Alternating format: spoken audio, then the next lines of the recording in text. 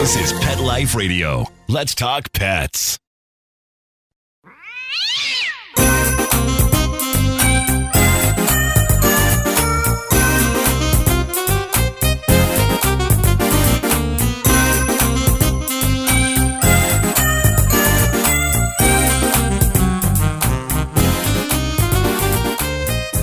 Hello, cat lovers. Welcome to 9 Lives with Dr. Cat on Pet Life Radio. I'm your host, Dr. Catherine Prim, and today I have an extra special guest with me.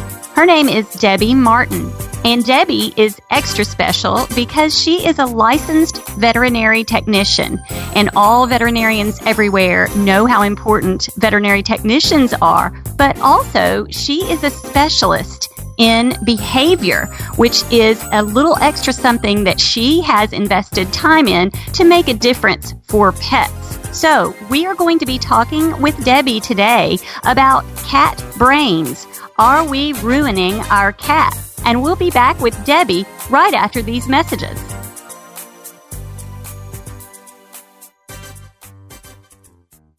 Tired of wasting money on giant bags, boxes, and jugs of litter that don't last? Switch to World's Best Cat Litter, the only litter that lets you use less and get more. World's Best Cat Litter uses the concentrated power of corn to deliver outstanding odor control and easy cleanup. It's lightweight, 99% dust-free, and pet, people, and planet friendly. It's even flushable. Make the switch to World's Best Cat Litter and save $2. Visit www.saveonworldsbest.com.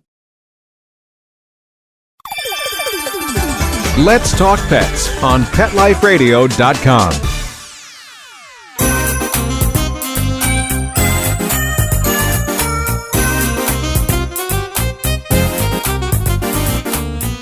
Welcome back to 9 Lives with Dr. Cat on Pet Life Radio. I'm here today with Debbie Martin, who, as we mentioned, is a licensed veterinary technician with a specialist in behavior. And we want to talk about cat brains. Welcome, Debbie. Good morning, Dr. Cat. Great to be here. So talk to me a little bit about how cat brains work and what we can do to impact our cat's development and happiness and health. Well, I think I first need to give you a little bit of full disclosure of why this is such a passion of mine. I actually used to be a preschool teacher before I went back to school to become a veterinary technician. And so I naturally gravitated in the veterinary field to behavioral development and how we could actually influence the development and behavior of our pets by the early experiences that we give them, just as we can with children. So from that point, it certainly has developed my interest in feline development as well. And I totally lost your question. So, sorry. That's okay. We'll get to a lot of different things. So I think that it's really important for cat lovers to think about what we maybe don't really get about how cats work and how cats think. Do you have any thoughts on that? Yeah, and certainly there are critical stages of development that cats go through, and those will affect their overall experiences and how their brain develops even. So, for example, a queen who is pregnant with her kittens, if she has nutritional deprivation or is fed a poor diet, that actually affects the development of those kittens and can affect their behavior throughout their life. They can actually be more fearful, more socially inhibited or withdrawn. So the nutrition of the queen in utero for the kittens has an impact on them, on their brain development, as well as if the queen is exposed to a lot of stress, emotional stress during her pregnancy, that will affect how the kittens respond to stressors as they develop and become adult cats, and can actually have a detrimental effect on them. So all those things, even before they're born, are affecting how the brain works. It's really fascinating about all the factors that come into play with the development of a kitten's brain and how they think and how they become adults. And so if someone adopts a kitten and they don't really know, maybe from a shelter, they don't really know about the health of the queen or the nutrition of the queen, are there things that we can do with our kittens when they are new to us to kind of help offset any of those bad things that may have happened when they were still in utero? We certainly can. I mean, behavior is a combination of genetics and learning or lack of learning, lack of experiences. So there's a combination of things that are going on. There's nurture and nature. So if we have a great genetic development beforehand, so we have a tom, actually the studies actually show that oftentimes friendliness of cats comes from the tomcat, the male, contributing to it, even without his direct intervention or interactions with the kittens. Just his genetic pool can actually influence how friendly a cat can be and how outgoing they can be. So certainly we have the genetic kind of predisposition of what they're born with, and then we have experiences. And so providing positive experiences, letting the cat decide if they're going to interact or not interact rather than forcing things, can help a cat maybe that is maybe less likely to explore or meet new people or is worried about those things, can actually help them come out of their shell. Probably one of the best things that people can do with cats is play hard to get. And what I mean by that is all of us cat lovers, we want the cat to like us, so oftentimes we want to engage with them and want to become their friends really fast, and that may be too quickly for them or too fast. And so if you actually play hard to get or coach your friends to play hard to get with your cat, oftentimes the cat will warm up to them much faster because they see them as less threatening, and they become curious just as they normally would. I think that is super fascinating. I've already learned some things today that my cat's personality may be linked a little bit to who his father was, and we don't really know who his father was, and that interacting with a cat is maybe a little bit like dating with playing hard to get. That is fascinating. So when a kitten goes to its permanent home, does it matter when that is during the growth and development of that kitten? It does. It really does. And really, kittens should stay with the queen and the litter mates till at least 10 weeks of age. And that most cats go to new homes very early on, and oftentimes at 4 to 6 weeks of age. And that really sets them up for having difficulties, behaviorally at least, because it makes it more difficult for them, if they're going to live in a multi-cat household, to learn the appropriate social skills from their litter mates. They really need to learn that during that sensitive period of time called the socialization period, which is from about 2 weeks of age up to 7, maybe 10 weeks of age. That's why we're suggesting that kittens stay in the litter until 10 weeks of age before going to their new home. And during that socialization period, they're also learning about people, and that puts a lot of responsibility actually on whoever's raising the litter of kittens and the queen, because the studies show that kittens that are handled by numerous people, so not just one person, but multiple people, even for just 5 minutes a day during their socialization period, are actually more outgoing, more friendly, less fearful. They show less avoidance, and they actually show more exploratory behavior. So gentle handling during the socialization period is very important, but also being around their litter mates and learning from their queen or their mother, as well as from their litter mates, appropriate kitten communication and cat communication is really critical. And we can't give that to them if we take them away too early. So you don't really think about, I don't think the average cat lover thinks about their kitten needing to learn how to be a cat. But it is critically important because they have their genetic tendencies and they are a cat, but they need to learn about being a normal, healthy, socialized cat. So thank you for pointing that out. Someone dumped a litter of kittens with a note on our front porch at Applebrook Animal Hospital. And normally we go ahead and take these pets to the shelter so they can find homes there. But this particular instance, my staff and I really just loved these kittens, and they were only 2 weeks old. And so we fostered these kittens, and it has been such a fun experience. And they are still with us. They are 8 weeks old, and they've learned how to be kittens. And we've held on to them a little longer than maybe the average because we want that. And they are so interactive, and they've gone home with my hospital coordinator, and she puts them in a baby stroller, and she lets her kids handle them. And they are the most amazing little cats. So they prove everything that you have just said. You're right. I mean, certainly, I think that a lot of us kind of just think that it's normal for cats to run and hide when you have people come into the home or hate going to the veterinary hospital, but it really doesn't have to be that way. Through early exposure, positive associations, we can actually make them more resilient and happy about some of those experiences.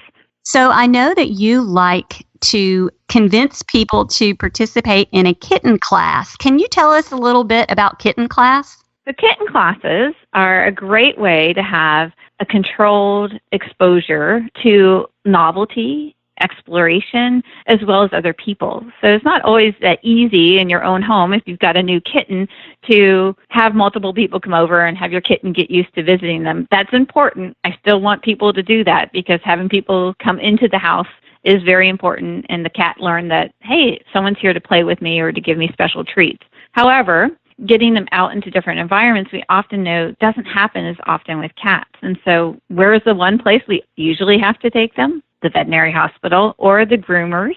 And cats become frightened about car travel, getting put in their carrier, all those types of things. And so a kitten class is a controlled group setting with kittens less than 14 weeks of age and their pet owners.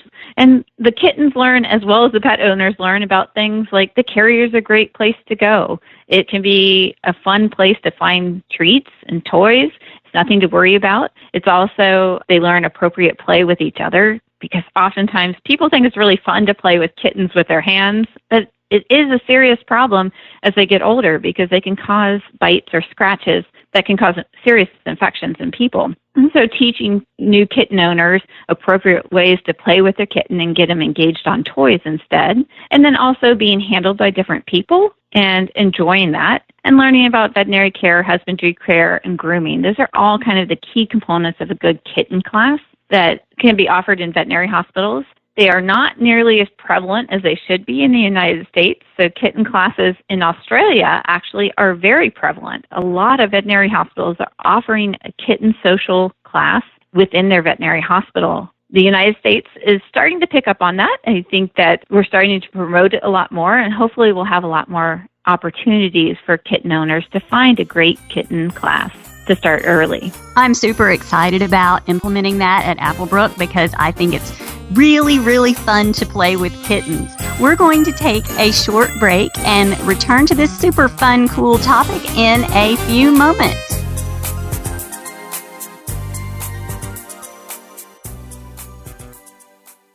Molly, here's your dinner.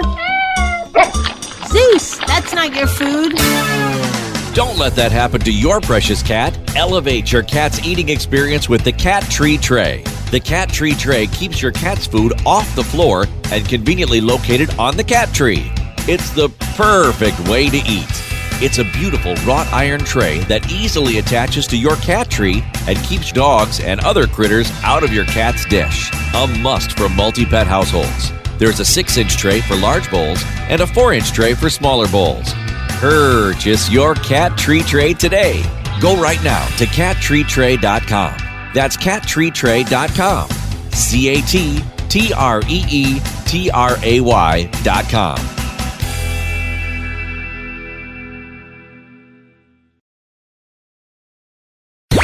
Let's talk pets Let's talk pets on Pet Life Radio. Pet Life Radio. PetLifeRadio.com.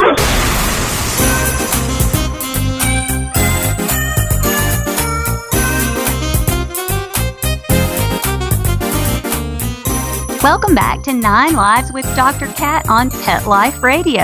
And we're here with Debbie Martin, the licensed veterinary technician specialist in behavior, talking about kittens and cats and the way their brains work and grow and fun things that we can do to help optimize that.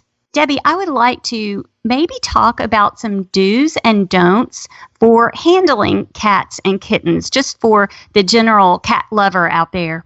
Sure. I think that a lot of people have the misconception that when they start thinking about, okay, I'll do some handling with them, they think, I'll just touch them everywhere and they'll get used to it and they'll start to like it. So oftentimes when I talk to clients about this, I'll ask them, do they like to have their feet touched? And it's usually about 50-50. Some people will say, yes, I like a foot massage, sign me up right away. Other people will say, not if you paid me, I don't want you to touch my feet. If you were one of those people that didn't like having their feet touched, and I just kept touching your feet and touching your feet, there's not going to be one day that you say, hey, I like that, right? So sensitivity levels are different in each individual person as well as each individual animal. And so I coach owners to pair something that we know the cat really likes with being touched in sensitive areas. So for example, I might touch the kitten's ear and give it a little piece of a kitty treat to chew up. I might run my hand down the back of the cat towards the rump or the tail and then follow it with a little treat. If I'm working on grooming or brushing, I might touch the brush to their side, do a couple strokes, and then maybe give a little head rub along the ears, which I've determined that this cat likes to be massaged by the ears. So finding what each individual cat enjoys or likes and pairing those touch-type things with those things the cat likes. So do you think most cats like to be touched on their face, for example? I would say majority of them do. There are always exceptions, and probably that has to do with what kind of early handling or lack of handling that they had. We do know that if kittens haven't been handled by humans by 7 weeks of age, they will be more of a feral cat. And so certainly if they haven't had any handling, that would probably be not something that a cat would find enjoyable. But majority of cats really like kind of around the ears or the cheeks being rubbed there gently or scratched around the head. My cat loves it. Places where they can't reach themselves. Yeah, my cat loves it. And he likes also for us to rub down his back and his rump, and he'll pop his little rump in the air. And it's just so much fun to play with him. Sensitivities are different depending on each individual. Some cats get too overstimulated if you run your hand down their back towards their rump. They'll get too excited or aroused, and it can lead to kind of turning around and mouthing. So finding what works for each cat is really important. Excellent. I know that you work in a behavior practice. So can you kind of discuss a little bit maybe what the most common behavior problem that you see in cats and some tips for recognizing that maybe for our listeners? Yeah, probably the two most prevalent issues that we are contacted by pet owners about for cats would be inappropriate elimination in the home, as well as some kind of aggression between cats living together. So there's a lack of harmony between the personalities of the multiple cat households. So those are probably the two most prevalent problems that we get contacted about. And they have varying degrees of success. Certainly inappropriate elimination in the home actually is one of those things that is a very treatable condition if we are able to identify stressors and rule out any medical concerns or issues. Whenever there's an elimination issue, so the cat's not using the litter box how we would like them to, we always want to make sure first that they're vet checked and we've ruled out any medical contributing factors. And then we look at the behavioral aspects of it too. With intercat aggression in the home, so cats that are living within the same home but not getting along, they have personality differences, that one could be a little bit tricky because as people, we get to choose who we live with, and that doesn't always work out either. But certainly cats, they don't get to choose which cat comes into the house. We make that choice for them. And there are times there are a clash in personality. So really working on finding a way that the cats can live safely and have a high quality of life with the pet owner and the other cats in the house is really our ultimate goal. Do you have any tips that you could share with a way to introduce a new cat to a resident cat? It's really important. Just like with dating, first impressions make a very profound impact and they stick with them forever. So we usually coach people to be as proactive as possible. Assume that it could be stressful or that they may not be accepting of another cat coming into the house. And we do a gradual exposure. And with a new, like if I was having a kitten come into a house that already has some adult cats, I would certainly want to set the kitten up in its own safe area away from the other cats, that they don't actually see each other for a couple days. I let the kitten get acclimated to being in that environment. We let the other cats get used to the smell of the kitten and hearing that there's something else in the house. And then we start to do gradual exposure in a controlled way where there are barriers that they can see each other, but good stuff happens. I get a special meal when that kitten's over there behind in its cat condo, and my owner plays with me over here, and it's really fun. And they start to get used to each other. And we mix the smells, too, because smell is really important to cats. I think they recognize each other more based on smell than they do visually. And that, mixing the smells, like so we take a towel and we rub it on the little kitten and we take it on the adult cats and we kind of mix those scents together and then we leave it out in the environment so they can get used to the mixture of the smells of each other. That it's not something frightening or scary. So there's a couple of things that can help kind of make that process go smoother. And I usually tell people, anticipate at least a week of taking time to introduce them slowly so that we don't have a lifetime of having to change their mind about how they feel about each other. So certainly don't just come home from the animal shelter and open the box and dump your new kitten out in the middle of the floor. It requires a little bit of planning, I think. It does. It does. If we want to really prevent an issue from developing and make sure that they have the best chance for accepting each other. Because cats, as they move out of their adolescence, so they're teenagers and they're becoming an adult cat around 2 or so, they tend to be less accepting of other cats. How important do you think it is for each cat in the home to kind of have their own space? Well, just like with people, I think that we all need our own space. We need our places to get away and kind of recharge. And cats are no different. So certainly having core areas that each cat can have all of its needs met. So what I mean by a core area is going to have a variety of different resting spots and hiding spots, lookout spots, so elevated surfaces, as well as there will be food available in that area and water, and then litter box option.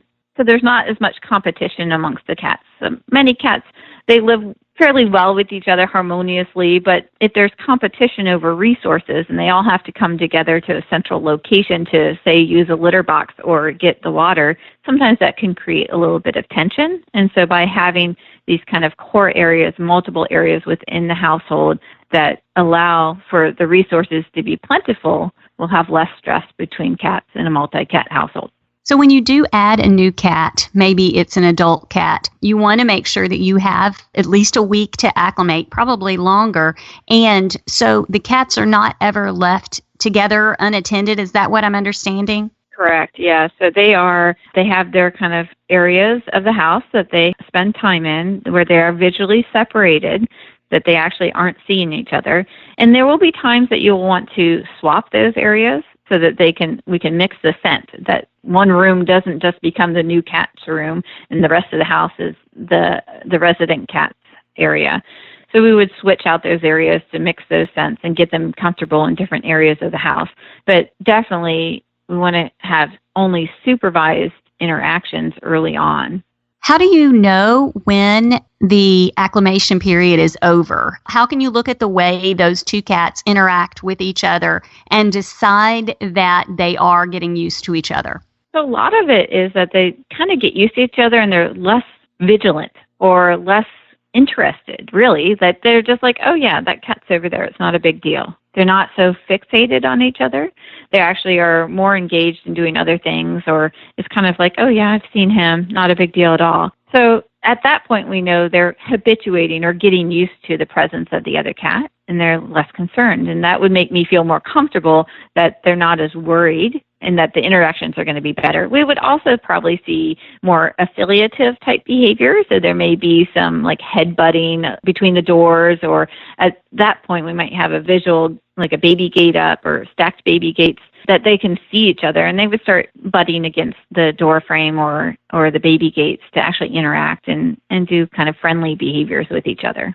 So it's going to all be observation of how they interact with each other and watching their body language. I think probably everybody would know if there was an aggression or an aggressive stance between them. So maybe it'll be instinctive to know when that time has come. Some of them can be really obvious, like they're hissing, they're growling, they're chasing after the other cat, so they can be overt signs of not accepting him. But some can be really subtle, too, so they can just be staring really hard at the other cat, and maybe the tip of their tail is flipping back and forth.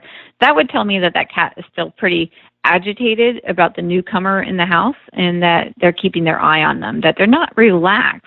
You want to see your cat being completely relaxed in the presence of the new cat. And that would be, think about what your cat looks like when they're relaxed.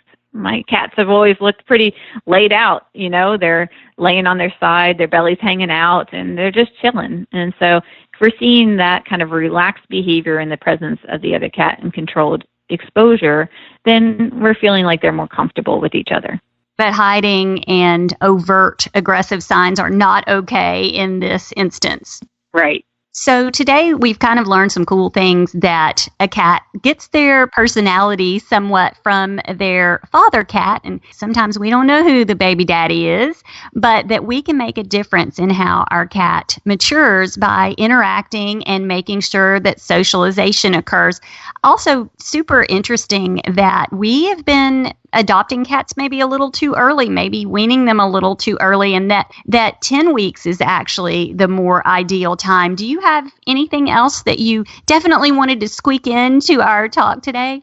Well, I think that the biggest thing is that preventing issues is much easier than trying to treat them. And so taking a proactive stance instead of just sitting back to see, how's this going to turn out? Being proactive is always better than having to be reactive to a situation. An ounce of prevention is worth a pound of cure, I guess. Well, it looks like we are about out of time. Thank you for joining us for 9 Lives with Dr. Cat on Pet Life Radio. I would really like to thank our producer, Mark Winter, and most especially Debbie Martin, who helped us learn a lot about cats today. Thank you, Debbie. Thank you, Dr. Cat. So everyone who is listening out there, I hope you have a perfect day. Let's Talk Pets, every week on demand, only on PetLifeRadio.com.